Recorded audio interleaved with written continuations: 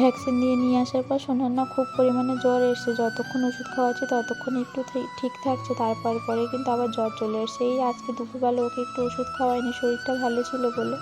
দেখো তারপরে আবার 4টের দিকে দেখছি বেশ গাটা ভালোই গরম হয়েছে, তাই জন্য ওকে আবার একটু ওষুধ খাইয়ে দিয়েছি। তারপর আবার ওকে একটু রেডি করছি বাইরের দিকে নিয়ে যাব বলে, কারণ ও তো সারাক্ষণই ঘরে, এমনিতেই জ্বর এসছে, শরীরটা খারাপ, তার উপরে যদি সারাক্ষণ ঘরে থাকে মনটাও তো ভালো লাগে না। তো দেখো আমার সোনাটা কিন্তু একদমই চুপচাপ হয়ে গেছে, একদম মানে ও যতক্ষণ জেগে থাকে খেলে, কি সুন্দর চিৎকার করে, আমার না খুব ভালো লাগে। কিন্তু ওই যে এখন একদম চুপচাপ হয়ে গেছে, একদমই ভালো লাগছে না।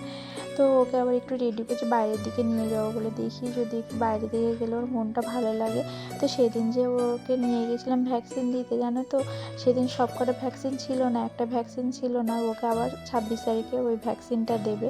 তো সেদিনও যদি আবার জ্বর আসে তখনও ডবল ডবল করে কষ্ট হয়ে যাবে, জানি না সেদিনও আবার কি হবে।